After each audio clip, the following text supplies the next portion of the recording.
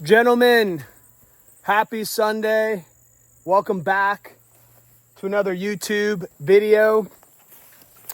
I'm out here on the pasture, and this is actually the last section that we have on our farm before we move them to the next. Here's our water with our Job mega valve, float valve, or mega something, but this is the water system that we've trenched all the way from the farm. I have a high pressure pump that's in the barn, so the cattle are happy. This is what we have them on for tonight. Good diversity, a lot of weed, which is good, a lot of grass, a lot of diversity of grasses. We have fescue, timothy, foxtail.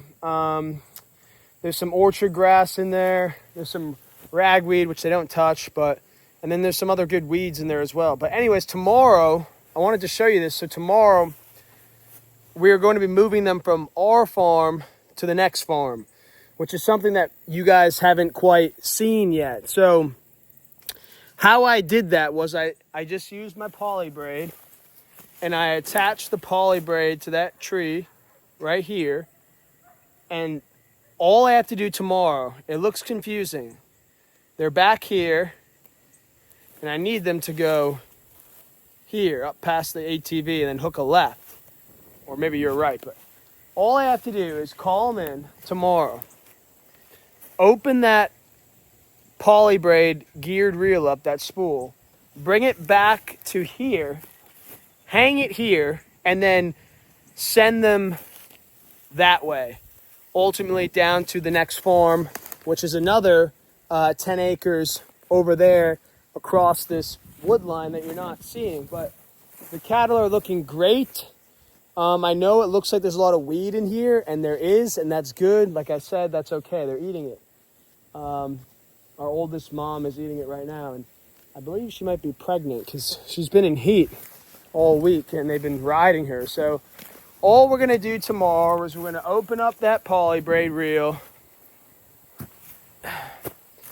and we're going to run them down this chute, almost, this man-made chute. So we don't really have any corrals, or it's a little windy right now. We don't really have any corrals or, chute systems or head gates.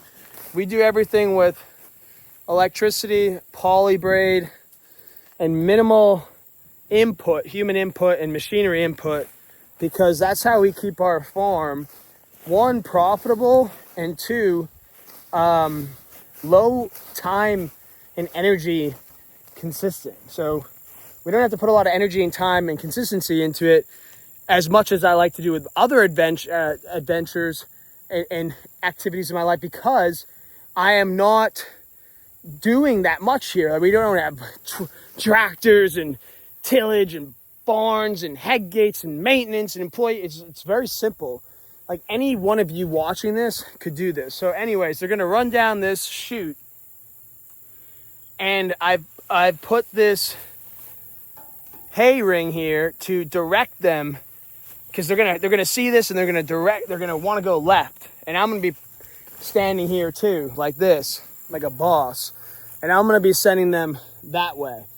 And then they're gonna go to the next farm over there. You can see all the grass in there. It's about 4 or 5 foot tall as well. There's 10 acres all up in there. So they'll graze on that for about 2 to 3 weeks. And then we'll bring them back this way, back on the main farm. We will load them into the trailer here, and we will take them to the next farm. So that's the game of regenerative ranching. You're always constantly moving them. That is the most time-consuming part of it all, or the most, I wouldn't say hassle, it's enjoyable, right? I get to be out in nature, God's country. I'm raising healthy food for me and my family, so it's not like it's a detriment to my life. I enjoy this, and I enjoy showing you guys how to do it, but you gotta be out here moving them. But that's the whole point of it, bro. That's why I said, I did a reel yesterday. Don't spend 365 days in a city. You'll lose your health, your mind, and your muscles, and your purpose. So I like working out and training hard, but if I didn't have to, like I could get away with it. You know, I'm pretty active here on the farm. I can run, I can bike, I can do basic weights. I don't need to lift like I do up in town. I like lifting like I do up in town. I like showing you guys my lifestyle up in town as well. But anyway, so that's what we're gonna do. We're gonna run them down this man-made chute. It's all portable, right? These just come out of the ground. They pop out of the ground. They're just temporary fence posts from O'Brien's. These are the best in the industry. And then this is just poly braid from O'Brien's or Gallagher's. I'm not sure, but either or. I spent a lot of money. Not a lot, but I went with the bougie stuff. I went with the good stuff because, like most of you, you know, do it, cut once, measure twice, cut once. I didn't want to make mistakes. I didn't want to have to come out and redo things. That's just not who I am. It's not how my dad taught me to be. So that's what we're doing. It's going to be great. They'll buy us 3 weeks over here, and then like I said, we'll back up the livestock trailer and bring them to the next farm. And then that should pretty much buy us another 4 weeks to the next farm. And then we'll drop some cover crop here on the main farm, mostly rye, wheat, and some vetch for the winter time, which is a winter legume, which legumes are protein. And then we'll be able to bring them through here. They'll graze the whole cycle again. They'll come through the whole main farm, through here again, because we'll overseed, we'll cover seed here, and then back to that other farm. And then by the time we're done there, we'll just leave them there for a while, give us a break. By that point, it's like January, and we will feed hay. We'll start feeding hay there on the other farm down the road. And then what I might do is I might bring them back and graze any stockpiled and or unroll hay on the main farm. We won't bring them over here to the neighbor's farm.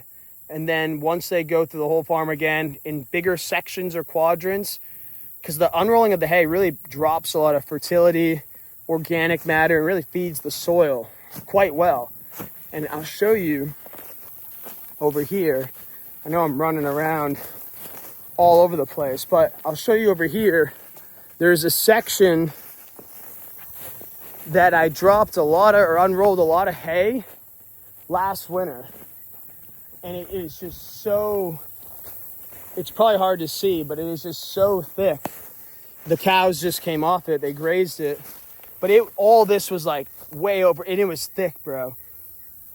Like not weedy. Like look at all this carbon we put back in the soil, trampled back into the soil. It's incredible.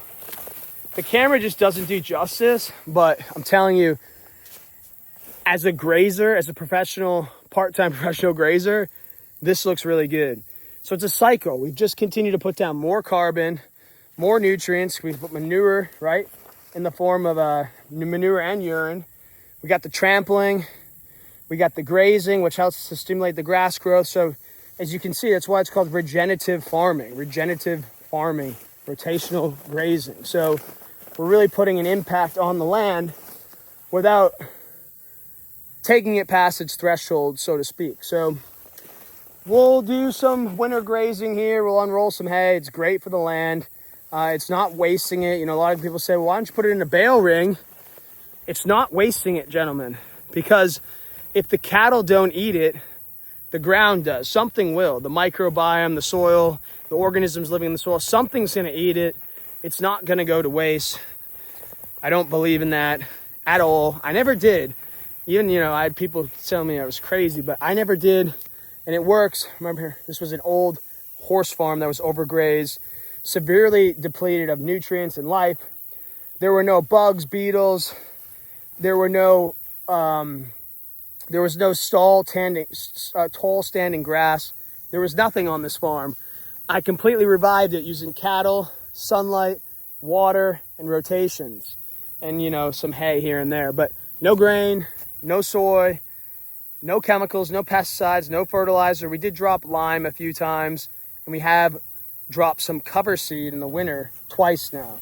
We'll probably do it again this winter because it brings a good yield in the spring into the summer. It really helps to jumpstart the pasture as it fixes a lot of nitrogen from the atmosphere back in the soil. And as you know, NPK, right? Nitrogen, potassium, magnesium. I think that's right. The top three is what's needed to grow healthy soil, healthy grass, healthy animals, healthy humans. So it all starts in the soil, right? Your food, your health, your physique, all starts in the soil. So I'm gonna run. I wanted to keep this video short. That's what we got going on the farm today.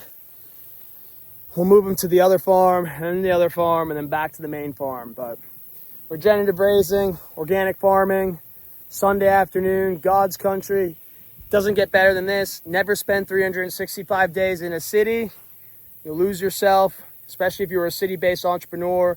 Get outside, get in nature, connect with the Lord, work out, buy a farm.